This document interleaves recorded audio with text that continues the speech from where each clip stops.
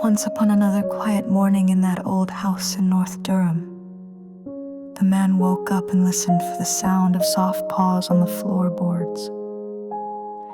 Midnight was there as always, but something was different. She sat very still, coughing low and wet in her chest. Her bright eyes were clouded with discomfort. He watched her, worry blooming in his chest. She tried to act normal, moving carefully, licking her paw like nothing was wrong. Midnight was always proud. She didn't want to be fussed over too much. But he knew her. He watched her breathe. He listened to the sound in her throat. He called the vet. He put her in the old carrier she hated so much she meowed in protest all the way. At the clinic, she tried to get away, flattening her ears, but he held her gently, his old hands cradling her as best he could without picking her up too high. He spoke softly. "It's okay, baby, I know you hate this, but we're trying to help." The vet examined her, gave medicine, offered hope. He took her home, he set her down in her favorite chair and sat close by. She turned away, offended by the day's ordeal. But she didn't leave the room. Days passed. Sometimes she seemed okay. Sometimes she even purred, brushing against him when she thought he wasn't watching. But she began to eat less, drink less, sleep more. He tried new foods. He heated broth. He offered water on his finger.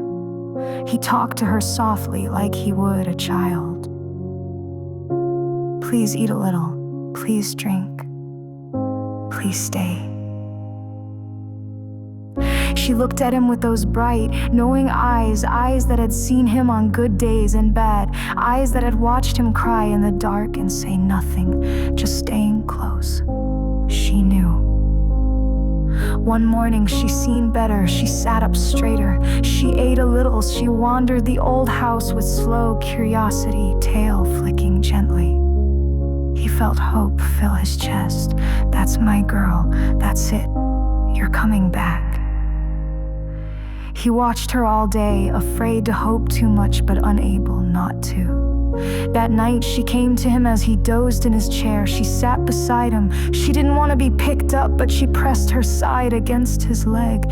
He rested his hand nearby. She didn't move away.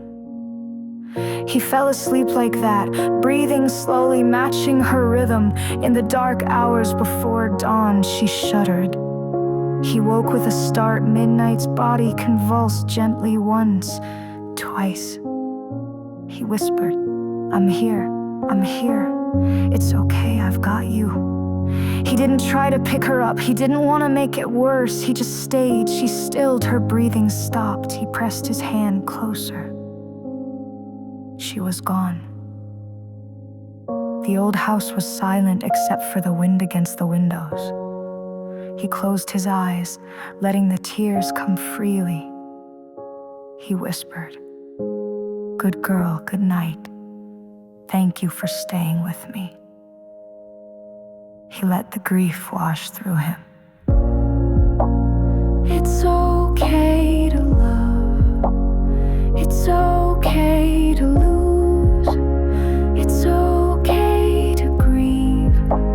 She was loved. She knew she was loved.